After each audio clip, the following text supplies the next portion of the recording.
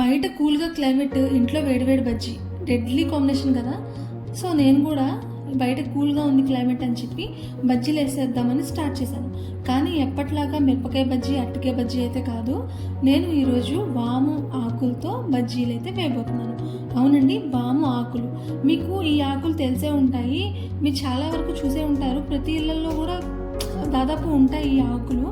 ఈ మొక్క అయితే ఉంటుంది, చాలా మంచిది హెల్త్ వైజ్ అండ్ అలాగే టేస్ట్ వైజ్ కూడా చాలా మంచిది. మా చిన్నప్పుడు వర్షం పడింది అంటే ఇలా ఇంట్లో వెరైటీగా బజ్జీలు అవన్నీ వేసుకుని తినేవాళ్ళం. ఇప్పుడైతే చాలా మిస్ అవుతున్నాము. సో ఈ ఆకులు అయితే మీరు చూసే ఉంటారు, వీటినే వామాకులు, వాము మొక్క అంటూ ఉంటారు. ఇవైతే మనకి కావాల్సినన్ని ఆకులు కోసేసుకున్నాను ఇప్పుడు బజ్జీ కోసం. వీటిని వాటర్లోకి అయితే యాడ్ చేసుకుని శుభ్రంగా అయితే వాష్ చేసుకోవాలి ఆకుల్ని. సో మనం అప్పటికప్పుడు ఇలా మొక్క నుంచి తెంచుకున్నాం కదా, సో ఒకసారి వాష్ చేసుకుని పక్కన పెట్టేసుకుందాము. ఇప్పుడు ఆకులకి తగ్గట్టుగా ఒక 1/2 కప్ వరకు శనగపిండి అయితే వేసుకున్నాను. దీనిలోకి టేస్ట్కి సరిపడా సాల్ట్, అలాగే చిటికెడు తినే సోడా, అలాగే కొద్దిగా పసుపు వేసేసుకుని వీటన్నిటిని కూడా బాగా మిక్స్ చేసుకోవాలి. వాటర్ పోయకముందే మిక్స్ చేసుకోండి, లేదు అంటే ఇలా ఉండలుగా కట్టేసి మనకి టేస్ట్ అయితే సరిగ్గా రాదు. అంతా ఒకసారి మిక్స్ చేసేసుకున్న తర్వాత కొద్దిగా చూసుకుంటూ వాటర్ని అయితే పోసుకోండి. మనకి ఈ కన్సిస్టెన్సీ కొంచెం పలచగా అయినా కానీ బజ్జీలు అనేవి ఆయిల్లో వేయగానే విడిపోతాయి. అలాగే కొంచెం గట్టిగా కలుపుకున్నాం అనుకోండి, బజ్జీలు మనకి గట్టిగా వస్తాయి అన్నమాట. సో ఫైనల్ కన్సిస్టెన్సీ నేనైతే చూపిస్తాను. సో ఆ విధంగా మనం ప్రిపేర్ చేసుకోవాలి. సో ఇక్కడ చూసారు కదా ఎంత పలచగా అయితే ఫస్ట్ శనగపిండిని కలుపుకున్నాను. ఇది ఫైనల్ కన్సిస్టెన్సీ కాదు. దీనిలోకి ఒక 2 స్పూన్లు బియ్యపిండి వేసుకున్నాను. ఇలా బియ్యపిండి వేసుకోవడం వల్ల మనకి బజ్జీలు అనేవి క్రిస్పీగా వస్తాయి అన్నమాట.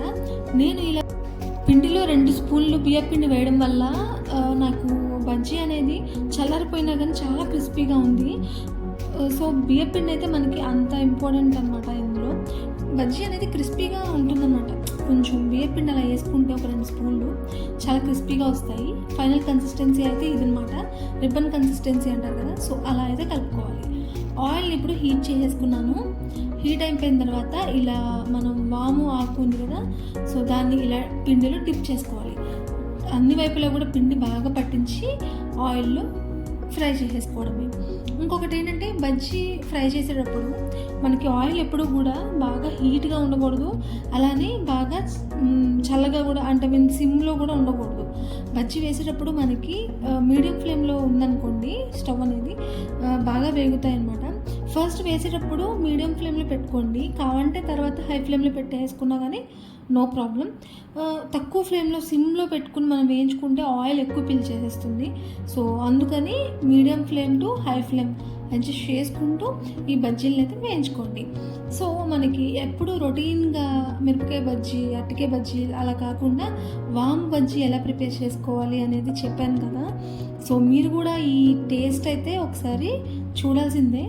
చిన్నప్పుడు మా ఇంట్లో వామ్ ముక్కు ఉండేది, బాగా వేసుకుని తినేవాళ్ళం అనమాట చిన్నప్పుడు.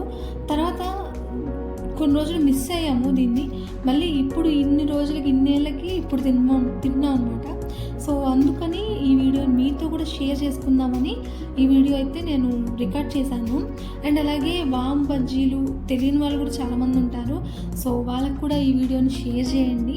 మీరు కూడా ఒకసారి ఈ బజ్జీలని టేస్ట్ చేసుకుని ఎలా వచ్చింది కమెంట్ చేయండి.